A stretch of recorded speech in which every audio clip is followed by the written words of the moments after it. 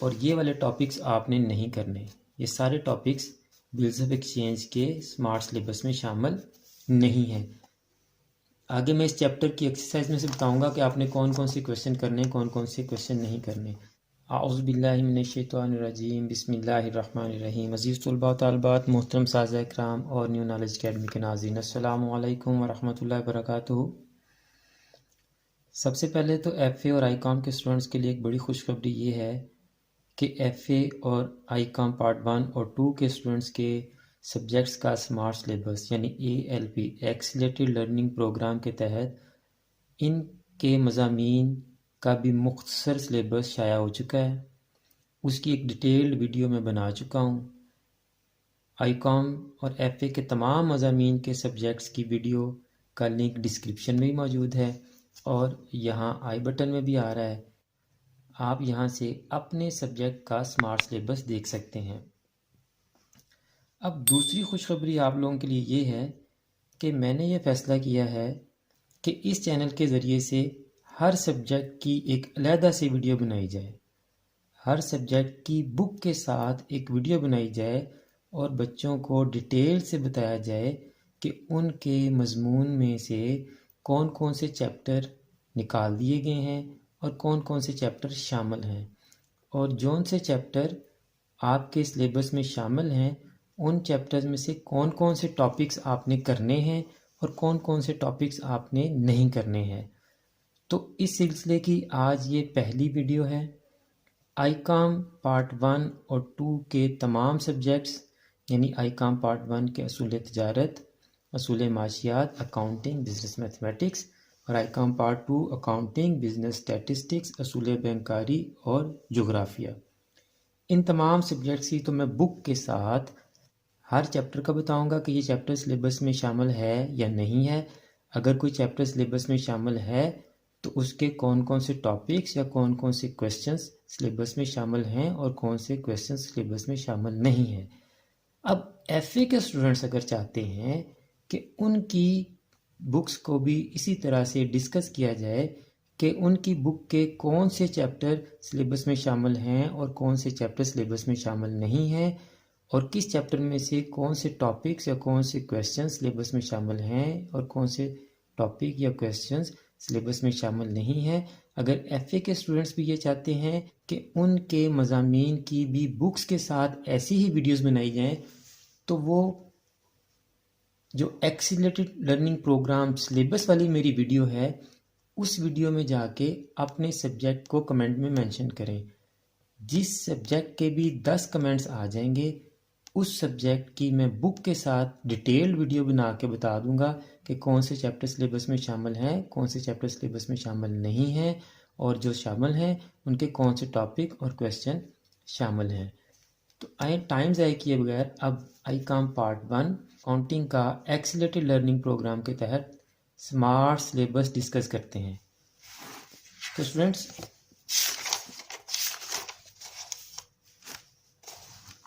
आपकी बुक में से आपने चैप्टर 1, 2, 3, 4 एंड 5 ये आपने कंप्लीट करने हैं।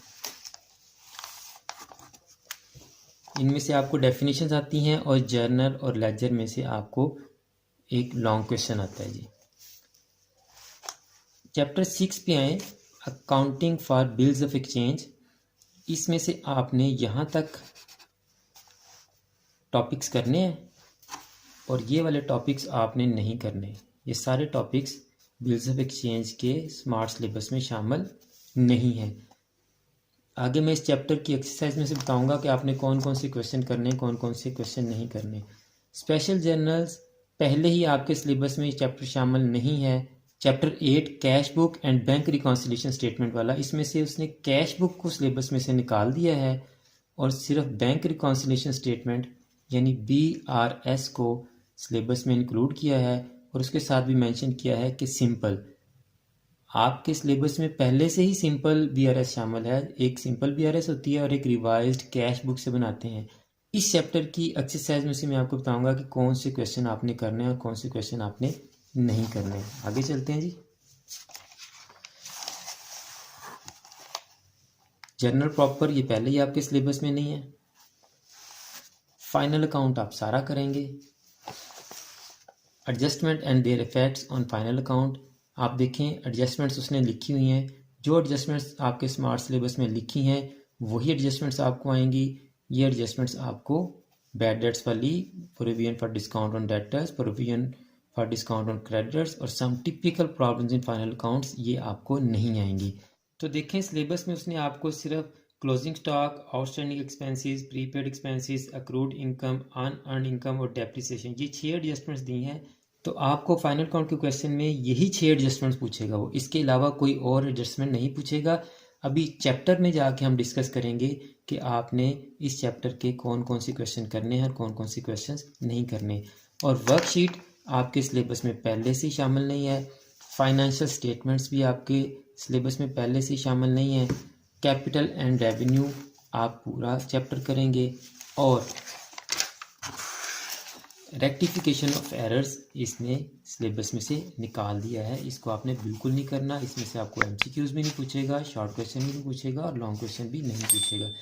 जो चैप्टर सिलेबस में शामिल नहीं है उनमें से एमसीक्यूज, शॉर्ट क्वेश्चंस और लॉन्ग क्वेश्चंस नहीं आएंगे। जो चैप्टर और जो टॉपिक्स, जैसे ये टॉपिक सिलेबस में शामिल नहीं है, इनसे रिलेटेड भी शॉर्ट क्वेश्चन, एमसीक्यूज नहीं आएंगे और लॉन्ग क्वेश्चन भी नहीं आएगा। जो टॉपिक आपके सिलेबस में शामिल हैं उनमें से ही आपके एमसीक्यूज बनेंगे, उनमें से शॉर्ट क्वेश्चन बनेंगे और उन्हीं में से आपके लॉन्ग क्वेश्चन बनेंगे। अब चलते हैं वन बाय वन, एक एक चैप्टर का डिस्कस करते हैं कि इसमें से आपको कौन कौन से क्वेश्चंस छोड़ने हैं और कौन कौन से क्वेश्चंस करने हैं। पहले 5 चैप्टर तो आपने कर लेने हैं, पूरा आपने जर्नल और लेजर पे अबूर हासिल करना है, सारा सीखना है आपने। अब चलते हैं accounting for bills of exchange की तरफ कि इसमें से आपने कौन से क्वेश्चन करने हैं और कौन से छोड़ने हैं। तो स्टूडेंट्स, बिल्स ऑफ एक्सचेंज की एक्सरसाइज पे हम आ चुके हैं। तो सिलेबस के मुताबिक आपने पहले 12 क्वेश्चन करने हैं। 12 क्वेश्चन में आपका सिलेबस कवर हो रहा है। 13वां क्वेश्चन रीन्यू वाला है, रीन्यू का केस सिलेबस में शामिल नहीं है। तो पहले 4 केस जो उसने बताए हैं उसके मुताबिक 12 क्वेश्चन आपके बनते हैं। इन्हीं 12 क्वेश्चन में से वो आपको बोर्ड में भी क्वेश्चन पूछेगा। अब चलते हैं अगले चैप्टर पर, cash book and bank reconciliation statement. तो आपने इसके पहले 7 क्वेश्चन नहीं करने जिसमें कैश बुक्स और पेटी कैश बुक तक पूछ रहा है आपसे। 8 से लेके तो आप इसके 15 तक कर लें, 15 तक सिंपल ही बनते हैं, उसके बाद थोड़े डिफिकल्ट हो जाते हैं। तो आगे आपका चैप्टर है फाइनल अकाउंट का, इसकी आप तमाम प्रॉब्लम्स करेंगे। Adjustments and their effect on final account, adjustments वाले आपने कौन कौन से क्वेश्चन करने हैं, चलें एक्सरसाइज पे चलते हैं, आपको बताते हैं।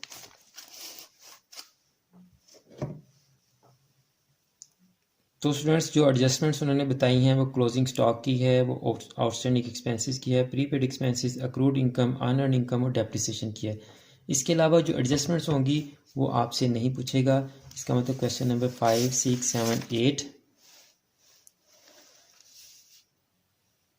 9 में देखें goods drawn by proprietor for personal use, ये एडजस्टमेंट आपसे नहीं पूछेगा।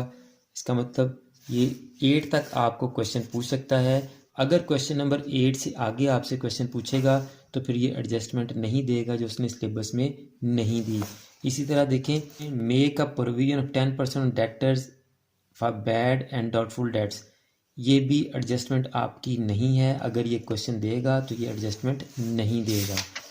आगे चलें जी, यहाँ भी देखें क्वेश्चन नंबर 11 में फिर कह रहा है bad debts provision to be adjusted to 2%, ये भी एडजस्टमेंट सिलेबस में शामिल नहीं है। अगर ये क्वेश्चन देगा तो फिर ये एडजस्टमेंट नहीं देगा।